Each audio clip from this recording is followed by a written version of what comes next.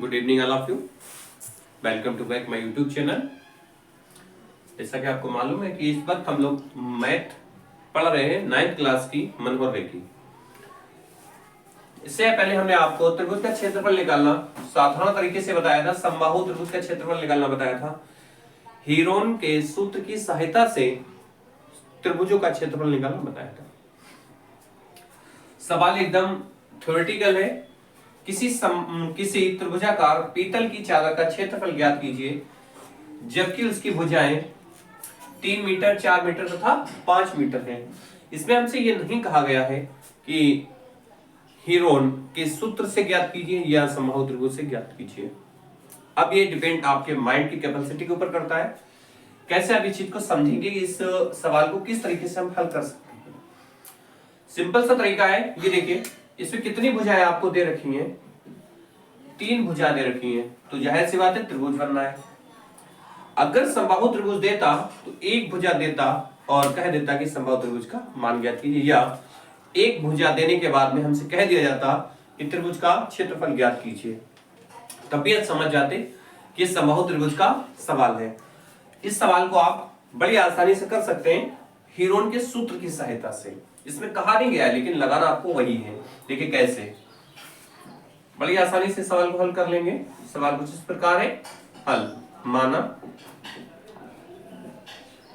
a बराबर 3 metre,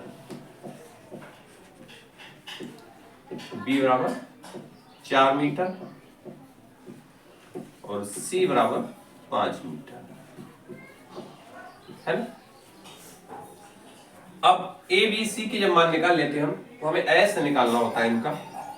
s बराबर a plus b plus c upon 2, यानी कि बटे में 2। क्या करना है, a b और c के मान रख लीजिए। 3 प्लस 4 प्लस 5 बटे 2। 3 4 7 5 12 बटे में 2, 2 एकम 2, 2 6 12, 6 बटे 1 और बटे में 1 की कोई वैल्यू होती नहीं है, तो s बराबर आ जाएगा आपका 6। करना क्या हमें, चादर का क्षेत्रफल कैसी है, त्रिभुजाकार। लिख लीजिए त्रिभुजाकार चादर का क्षेत्रफल बराबर s minus a into s minus d into s minus c। ये सूत्र लग जाना है। कैसे हल करेंगे, s का मान हमारे पास 6 है, 6 रख लेंगे। फिर s माइनस a यानी कि 6 और a का मान है 3, यानी कि 6 माइनस 3 इंटू s का मान 6, a का मान 4, s माइनस c यानी कि 6 और माइनस का 5। अंडर रूट लगा लेंगे, अंडर रूट के अंदर लिख लेंगे हम लोग 6 में से 3 निकल जाएंगे, 3 बचने, फिर 6 में से 4 निकल जाएंगे, 2 बचने, 6 में से 5 निकल जाने हैं, 1 बचना है।